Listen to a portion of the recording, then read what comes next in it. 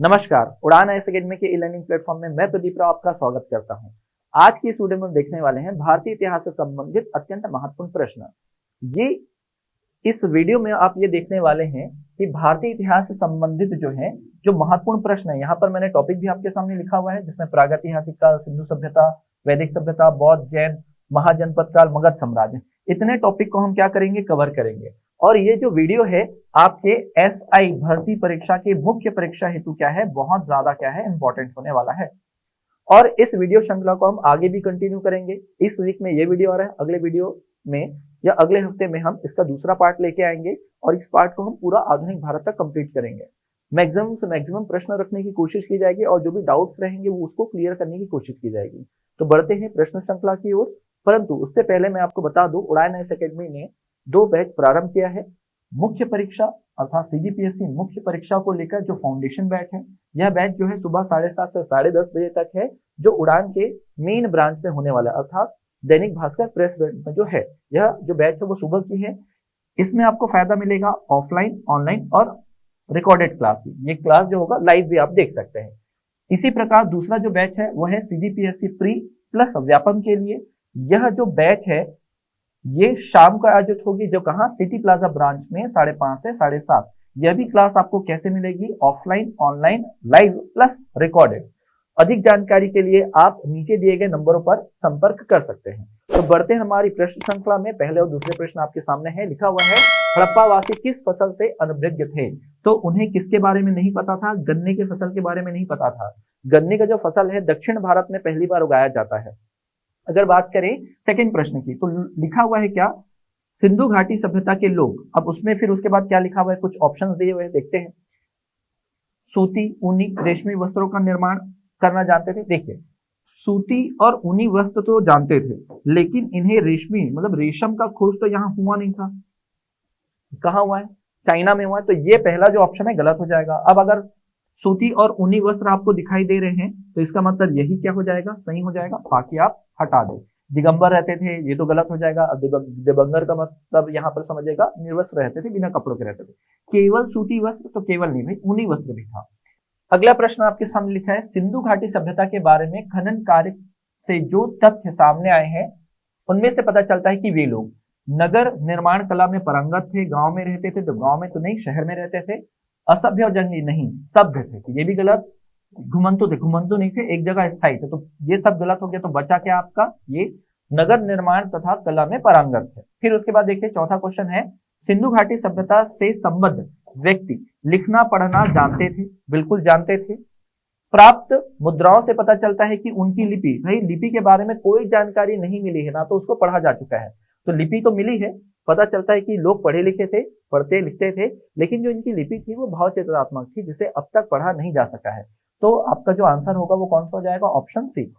अगला प्रश्न जो लिखा हुआ है, अशोक के अभिलेख में उसके किस एकमात्र पुत्र की चर्चा की गई है। तो अशोक ने अपने एक अभिलेख में, जिसे हम क्या बोलते हैं, कौशंबी अभिलेख, उसमें अपनी पत्नी कौरवकी का उल्लेख करने के साथ साथ अपने पुत्र तीवर का भी उल्लेख किया है। तो एकमात्र पुत्र किसका उल्लेख मिलेगा आपको, तीवर का। फिर है, जैन ग्रंथ की रचना किस लिपि में हुई है। तो लिपि एक्चुअली में यहाँ पर क्या होना चाहिए था, भाषा होना चाहिए था। तो आंसर देखिएगा, आंसर में लिपि जो है उसको आप भाषा कर लीजिएगा। तो अगर जैन ग्रंथ बोला गया है तो प्राकृत भाषा में, अगर बौद्ध ग्रंथ बोला जाता तो यहाँ पर क्या बोलते हैं आप, पाली भाषा में। तो अभी का आंसर जो है वो क्या होगा आपका, प्राकृत भाषा। अगला प्रश्न जो है आपके सामने वह है, सारनाथ में अपना प्रथम प्रवचन किसने दिया था। तो सारनाथ में अपना प्रथम प्रवचन दिया गया था, किसने दिया था, महात्मा बुद्ध ने दिया था। और ये जो प्रवचन था इसमें 4 आर्य सत्य की जानकारी मिलती है। अगला प्रश्न आपके सामने क्या लिखा हुआ है, आग का आविष्कार किस युग में हुआ। तो किस युग में माना जाता है, तो पूरा पाषाण काल में माना जाता है। अगला प्रश्न है, पहिए का आविष्कार किस युग में हुआ। तो पहिए का आविष्कार जो है वो नवपाषाण काल में होता है, और पहिए का आविष्कार को ही क्या माना जाता है, सबसे महत्वपूर्ण आविष्कार मानव इतिहास का। देखिएगा अगला प्रश्न क्या है, नवपाषाण युग का सर्वप्रथम औजार कौन सा था। तो नवपाषाण युग का तो ये बोला जाता है क्या, पत्थर की कुल्हाड़ी। हालांकि और भी पुराने समय की कुल्हाड़ी हमको मिलती है, लेकिन अगर देखा जाए यहाँ पर, क्योंकि देखो ये तो है नहीं, लोहे की कुल्हाड़ी नहीं, तांबे की कुल्हाड़ी नहीं, तांबे की कुल्हाड़ी तांबे का जो खोज होगा वो थोड़ा सा आगे जाकर होगा। तो उपस्थित आंसर में से अगर देखा जाए तो हमारे पास जो आंसर बचा हुआ है क्या है, पत्थर की कुल्हाड़ी। अगला प्रश्न हमारे सामने क्या है, नवपाषाण युग में मानव अपने पूर्वजों या मृतकों का अंतिम संस्कार कैसे करते थे, तो दफना कर करते थे। यही जब दफनाते थे तो क्या करते थे, बड़ा सा पत्थर रख देते थे, तो ये क्या कहलाता था, पाषाण स्मारक। और अगर मान लो दफनाने के बाद अगर उसको क्या कर देते हैं, घेर देते हैं, तो ये क्या कहलाता है, पाषाण घेरे। अगला प्रश्न है, आदिम मानव की अत्यधिक महत्वपूर्ण खोज कौन सी है, तो अभी जैसे कि मैंने कहा पहिया, पहिया जो है मानव इतिहास का सबसे महत्वपूर्ण खोज है। अगला प्रश्न हमारे सामने क्या है, मातृ देवी की हड्डी से निर्मित आकृति कहाँ प्राप्त होती है। तो यदि आपने ये टॉपिक पढ़ा हुआ है, जैसे कि मैंने क्लास में पढ़ाया हुआ है ऑलरेडी, तो जब पूरा पाषाण काल पढ़ते हैं तो एक जगह आता है जिसका नाम होता है बेलंग घाटी। यहां से मिलता है क्या, मातृ देवी की प्रतिमा, जिसमें आप देखेंगे हड्डी से बनी हुई है। फिर किस स्थल से स्थायी जीवन के प्राचीनतम प्रमाण मिलते हैं। स्थायी जीवन के प्राचीनतम प्रमाण नवपाषाण कालीन स्थल मेहरगढ़ से प्राप्त होते हैं। अगला प्रश्न आपके सामने है, नवपाषाण कालीन गर्तवासों या गड्ढा घर के अवशेष कहां से प्राप्त हुए हैं। तो ये जो अवशेष हैं दो जगह से प्राप्त होते हैं, बुरझुम से और गुफ कराल से। तो यहाँ पर ऑप्शन में लिखा हुआ है कहाँ, गुफ कराल, ऑप्शन ए में। अगला देखिएगा, सिंधु घाटी सभ्यता की लिपि कौन सी है। जैसे कि हमने बात किया हुआ था, अभी तक तो पता ही नहीं चला है कौन सी लिपि है, तो ज्ञात नहीं है। अगला प्रश्न आपके सामने क्या है, सिंधु घाटी सभ्यता में तराजू कहां से प्राप्त हुए हैं। तो जहां से व्यापारिक साक्ष्य सबसे ज्यादा मिले हैं, कहां से, लूथल से। लूथल से पता चलता है कि इन्हें मापतौल का ज्ञान था, तराजू और हाथी दांत के पैमानों का प्रयोग करते थे। जो भार होते थे वो 16 के आवर्तकों में होते थे, ये भी हमने पढ़ा है। सिंधु घाटी सभ्यता में कितने नगर हैं, तो कुल कितने नगर हैं, 6 नगर हैं। कितने, 6। मैंने क्लास में बताया हुआ है कौन कौन सा नगर को, कौन कौन से क्षेत्रों को नगर की संज्ञा दी गई है, किन 6 क्षेत्रों को। तो आप क्लास में जब अगर होगा आपके पास नोट तो उसको जरूर उठा के देखिएगा। आगे देखिएगा, मोहनजोदड़ो में मिली सड़कों की चौड़ाई कितनी होती है। तो औसतन अगर याद रखें तो 10 मीटर तक चौड़ी होती है, लेकिन अगर बात करें मोहनजोदड़ो की तो यहाँ 10.5 मीटर तक सड़कें जो होती थी चौड़ी होती थी। ये भी हमने क्लास में डिस्कस किया हुआ है। सिंधु घाटी सभ्यता के किस स्थल से मिले अवशेषों से यह ज्ञात होता है कि वहां खेतों को हल से जोतने की प्रक्रिया प्रारंभ हो चुकी थी। और ये जो साक्ष्य मिलता है कहां से मिलता है, राजस्थान स्थित कालीबंगा से। बहुत इंपॉर्टेंट प्रश्न है, यहाँ से हवन कुंड भी मिला था, बलि के साक्ष्य भी मिले थे, भूकंप के साक्ष्य भी यहाँ से मिले हैं। अगला प्रश्न, अगले प्रश्न में थोड़ा सा करेक्शन है, या करेक्शन कहें तो ये क्वेश्चन को आप डिलीट मान लें, ठीक है। हमने क्लास में भी सॉल्व किया था, तो ये क्वेश्चन को आप गलत मान लें, इसको डिलीट कर दिया जाएगा। बढ़ते हैं अगले प्रश्न की ओर। लिखा हुआ है, दिए गए कथनों पर विचार कीजिए। पाकिस्तान के बलूचिस्तान, सिंध तथा पंजाब में सिंधु सभ्यता के विस्तार के प्रमाण मिले। तो पाकिस्तान के बलूचिस्तान, सिंध और पंजाब, बिल्कुल ये तो कथन सत्य है। सिंधु सभ्यता का विस्तार अफ्रीकी देश मोरक्को की, मोरक्को तक तो नहीं पहुंचे थे, तो पहला कथन सत्य है, दूसरा गलत है। तो हमको क्या देखना है, सत्य। तो केवल और केवल क्या हो जाएगा, एक सत्य है। अगला प्रश्न आपके सामने क्या है, दिए गए कथनों पर विचार कीजिए।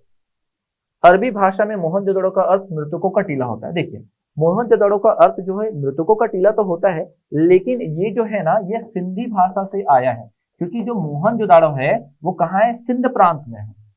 तो अरब में तो है नहीं, अरब में होता तब अपन अरबी बोलते, लेकिन ये कहाँ पर है, सिंध। तो ये सिंधी भाषा में, तो पहला तो गलत हो गया। तो पहला जहां भी होगा वो क्या हो जाएगा आपका, गलत। तो ये और ये तो गलत हो गया आपका, क्योंकि हमको क्या देखने हैं, सत्य। दूसरा पढ़िएगा, मोहनजोदड़ो की जो खोज है सर्वप्रथम 1922 में राखालदास बनर्जी ने की। तो सेकंड तो सही है, तो सेकंड कहां पर है, देखो अपने आप समझ में आ गया।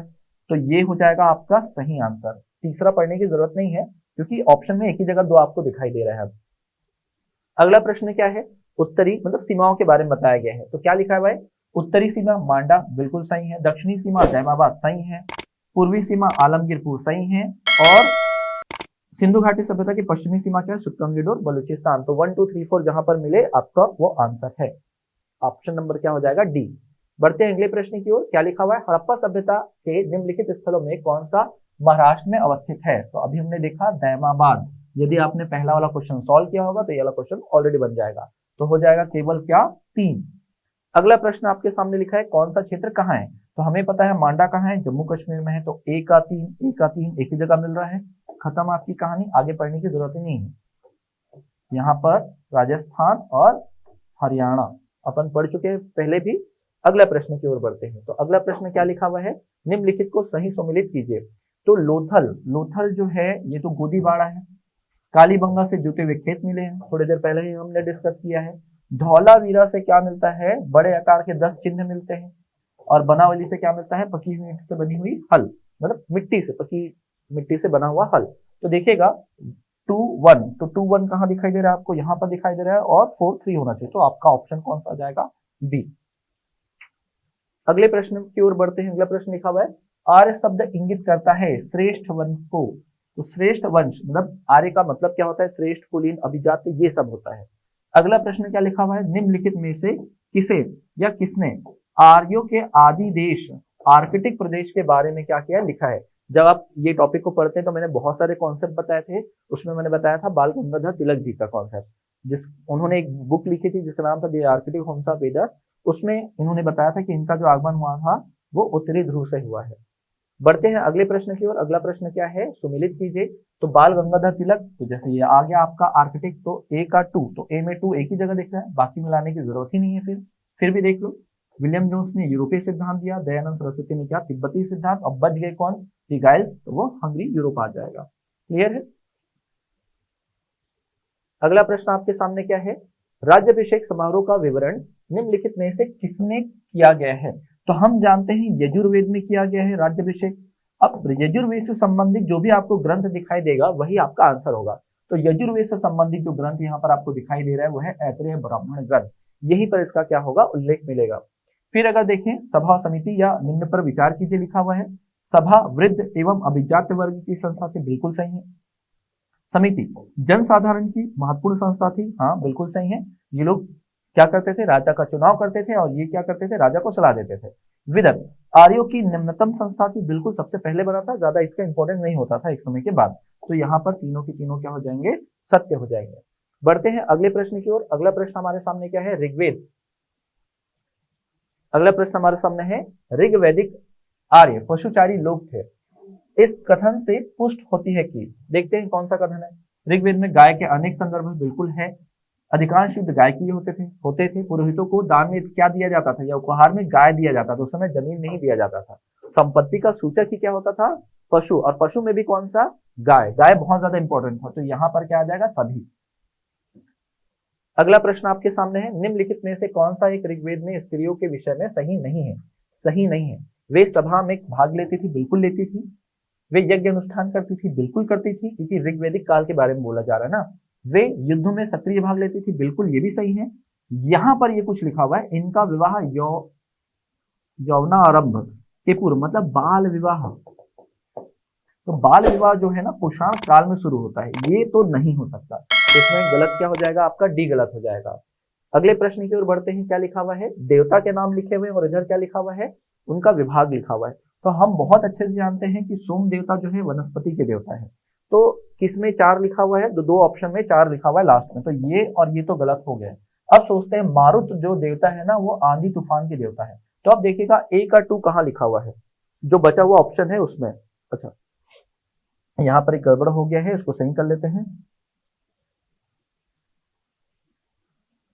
हाँ, ये दोनों क्या हो जाएंगे, ये दोनों गलत हो जाएंगे। तो यहाँ पर हमें देखना है क्या, कि 4 4 लास्ट में होने चाहिए। अब हमें बहुत अच्छे से पता है कि मारुत जो होते हैं वो तूफान के देवता होते हैं, आंधी तूफान के देवता होता है। तो ए में 2 कहाँ दिख रहा है, तो ए में 2 यहाँ दिख रहा है, वहां नहीं दिख रहा है। तो आपका आंसर जो हो जाएगा यही हो जाएगा, बाकी आप मैच करिएगा। अगला प्रश्न क्या लिखा हुआ है, गोत्र व्यवस्था कब प्रचलन में आई थी, कब प्रारंभ हुई थी। तो उत्तर वैदिक काल में प्रारंभ हुई थी। आर्य सभ्यता में मनुष्य के जीवन के आयु के आरोही क्रम निम्नलिखित चरणों में से कौन सा विकल्प सही है। मतलब आपने देखा होगा जब आप क्या पढ़ते हैं, आश्रम व्यवस्था की बात करते हैं, आश्रम व्यवस्था। तो आश्रम व्यवस्था में क्या होता है, ब्रह्मचर्य, गृहस्थ, वानप्रस्थ और संन्यास। तो ऑप्शन ए ही क्या है, सही है। बढ़ते हैं अगले प्रश्न की ओर। अगला प्रश्न आपके सामने लिखा हुआ है कौन सा, राशि यज्ञ, फिर अश्वमेध यज्ञ, वाजपेयी यज्ञ और अग्निष्टोम यज्ञ। तो यज्ञ लिखे हुआ है और उसके बाद उससे संबंधित कुछ साक्ष्य लिखे हुए हैं या संबंधित वाक्य लिखे हुए हैं। तो ये तो पता है, राष्ट्रीय यज्ञ जो होता था वो राज सिंहासन से संबंधित या राज्यरोहण के समय होता था। तो हमें ए में ए का 1 चाहिए, 1 चाहिए। तो मतलब ये दोनों तो गलत हो जाएंगे क्योंकि इसमें ए नहीं मिल रहा है, यहाँ पर तो सही है। अब देखो दूसरे में 2 है, बिल्कुल सही है। फिर ये भी राजनीतिक शक्ति को बढ़ाने के लिए, हाँ राज्य विस्तार करते हैं आप, राजाओं से लड़ते हैं आप। फिर वाजपेयी यज्ञ, ये शौर्य प्रदर्शन के लिए, बिल्कुल ये भी सही है, मनोरंजन के लिए ये भी सही है। तो 1 2 3 4 आपका सही हो जाएगा। तो ये आपका क्या हो जाएगा, पहला आंसर सही हो जाएगा। ये सारे के सारे जो पॉइंट है हमने क्लास में डिस्कस किया हुआ है। यदि आपको क्लास की बातें याद हो तो बिल्कुल ये प्रश्न आपसे बन जाएगा। आगे देखिएगा, निम्नलिखित में से कौन सा बौद्ध ग्रंथ 16 महाजनपदों का उल्लेख करता है? तो ये इस पे कहाँ लिखा हुआ है?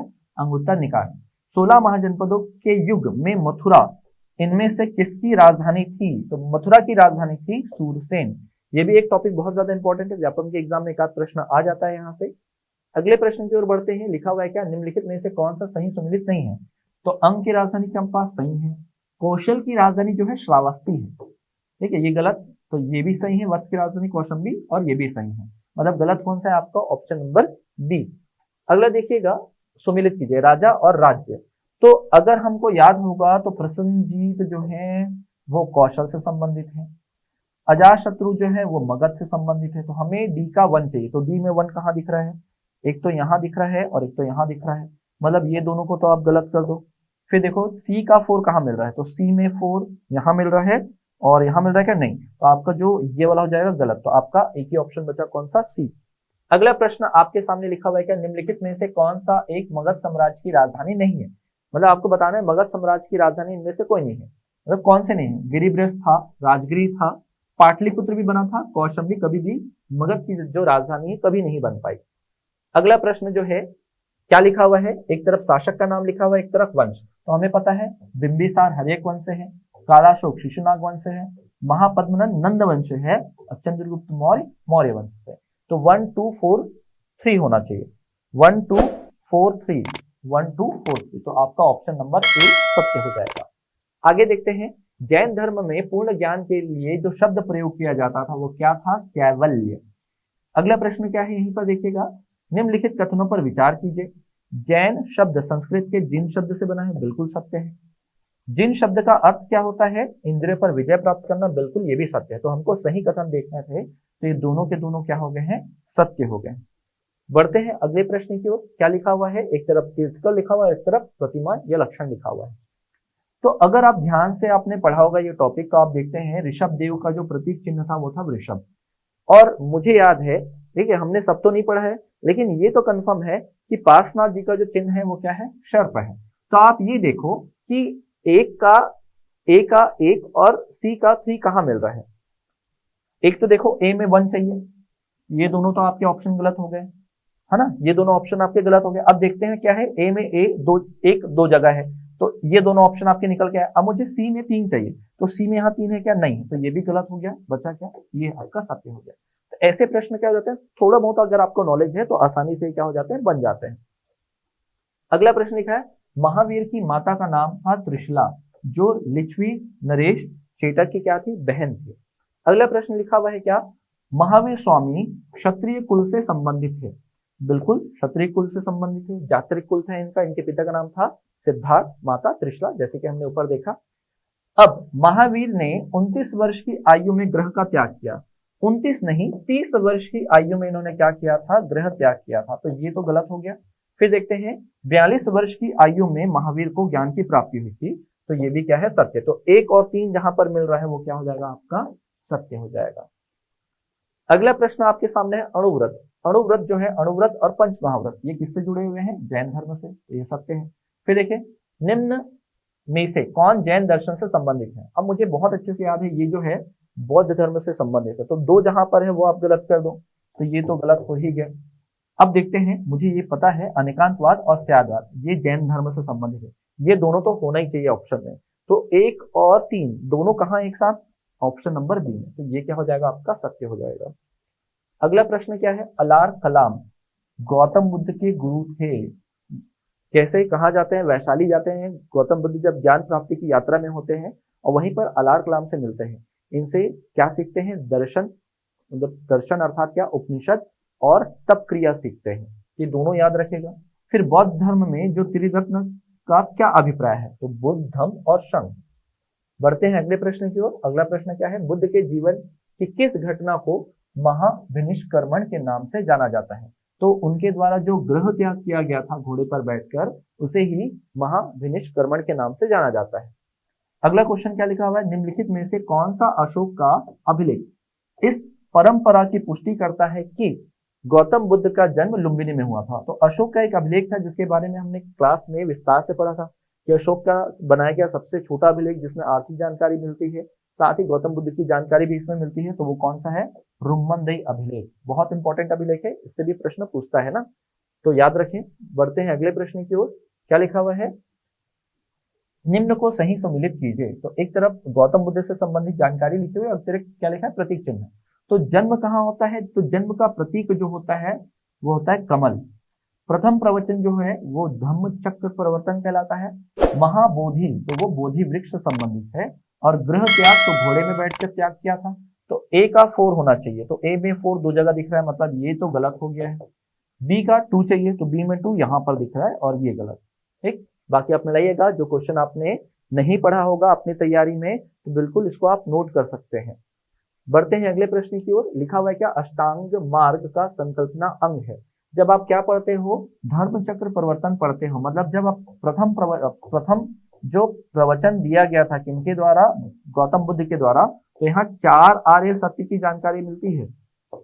आर्य सत्य, तो ये जो 4 आर्य सत्य का जो चौथा अंग होता है उसी में बताया जाता है किसके बारे में? अष्टांगिक मार्ग के बारे में। तो यहाँ से आपका जो ऑप्शन होगा कौन सा सही हो जाएगा? डी सही हो जाएगा। क्लास में हमने डिस्कस किया था इसके बारे में, तो धर्मचक्र प्रवर्तन से संबंधित होगा अष्टांग मार्ग। अगला प्रश्न हमारे सामने क्या है देखिएगा, अनात्मवाद। तो अनात्मवाद जो सिद्धांत है वो गौतम बुद्ध से संबंधित है। गौतम बुद्ध का कहना था कि आत्मा जो है वो शरीर ही है, शरीर में ही है, ऐसा कुछ नहीं है। तो यहाँ पर याद रखिए अनात्मवाद। अगर आत्मवाद होता तो जैन धर्म से संबंधित होता, हिंदू धर्म से संबंधित होता। यहाँ पर है गौतम बुद्ध का बौद्ध ग्रंथ मध्यम निकाय किस भाषा में है? तो अगर आपको याद होगा पहला जब संगति होता है, 4 में से जो पहला संगति, उसी दौरान जो है आनंद के द्वारा सूत पिटक की रचना की जाती है। इस समय जो भाषा रहती है बौद्ध धर्म में वो पाली रहती है। और यहाँ पर जाकर क्या हो जाता है, जब महायान शाखा स्थापित होता है तब जाकर संस्कृत को अपनाया जाएगा। तो जाहिर सी बात है सूत पिटक के 5 भाग में से एक भाग मध्यम निकाय है, तो ये कौन सी भाषा में होगी? पाली भाषा में होगी। तो इसका आंसर पाली भाषा। अगला प्रश्न हमारे सामने लिखा है क्या? गौतम बुद्ध के बारे में निम्न में से क्या सत्य है? वे कर्म में विश्वास करते थे, बिल्कुल कर्म में विश्वास करते थे। आत्मा का शरीर में परिवर्तन मानते थे, बिल्कुल मानते थे। निर्वाण प्राप्ति में विश्वास करते थे, बिल्कुल ये भी सत्य है। ईश्वर सत्ता पर विश्वास करते थे, गलत। बौद्ध दर्शन जो है वो अनिश्वरवादी है, ईश्वर पर नहीं मानते थे। मतलब गौतम बुद्ध का जो सिद्धांत था वो ईश्वर पर विश्वास नहीं करते थे, तो ये गलत हो गया। तो यहाँ पर आपको देखना है क्या है, हमको सही उत्तर का चयन करना है। तो 4 को हटाकर बाकी सब आ जाएगा। तो यहाँ पर क्या आ जाएगा? आपका ऑप्शन ए आ जाएगा सही। अगले प्रश्न की ओर बढ़ते हैं। लिखा हुआ है क्या? दिए गए कथनों पर विचार कीजिए। सूत पिटक हीनयान संप्रदाय का साहित्य, बिल्कुल एक ही संप्रदाय बना हुआ था स्टार्टिंग में, और वो जो संप्रदाय कौन सा था? हीनयान। फिर दूसरा देखिएगा विनय पिटक त्रिपिटक में शामिल है, जब तो ये क्या हो गया? गलत है, नहीं है लिखा है।